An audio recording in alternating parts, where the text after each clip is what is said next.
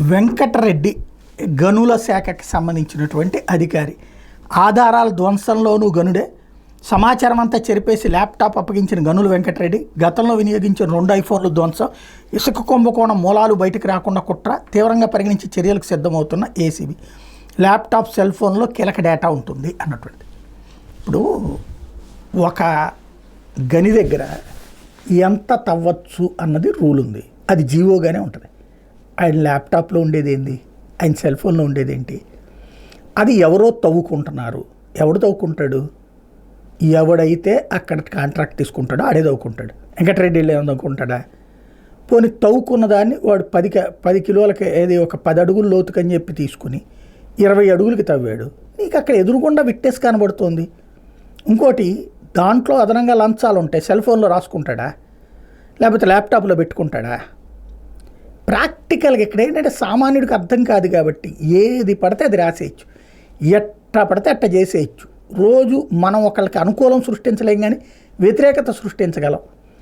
ఇవాళ అతను వెంకటరెడ్డి మంచోడో చెడ్డోడో నేను సర్టిఫికెట్ ఇయ్యను. ఎందుకంటే గనుల దగ్గర తినలేదు వీడు అని చెప్తే అంతకంటే తెలివి తక్కువ దద్దం ఎవడో లేడు.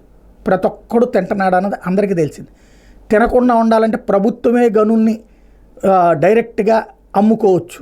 కానీ ప్రభుత్వాలు అమ్ముతాయా? అమ్మితే ప్రభుత్వాలకి డబ్బులు వస్తాయి.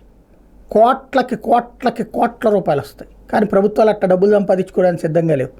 ప్రభుత్వానికి సంపాదించుకోవడానికి సిద్ధంగా లేవు. అధికారంలో ఉన్నోడు సంపాదించుకోవాలనుకుంటున్నాడు.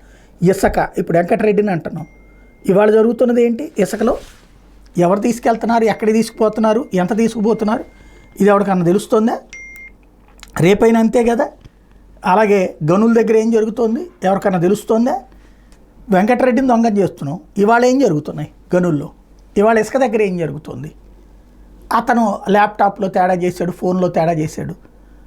మన కళ్ళెదురుగుండా ఇప్పుడు కనబడుతున్నటువంటి ఇసుక ఫ్రీ అనే పేరుతో, ఉచితం అనేటటువంటి పేరుతో ఇంతకుముందు రేటు కంటే ఎక్కువ వసూలు చేస్తున్నారు.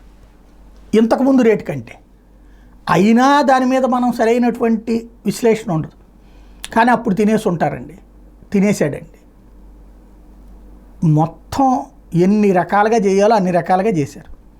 అయినా ఒకళ్ళని కాపాడతా ఇంకొకళ్ళని దొంగల్ని చేస్తా సాగిపోయేటటువంటి నయా జర్నలిజమే ఆంధ్రాకి అదృష్టమో శాపమో.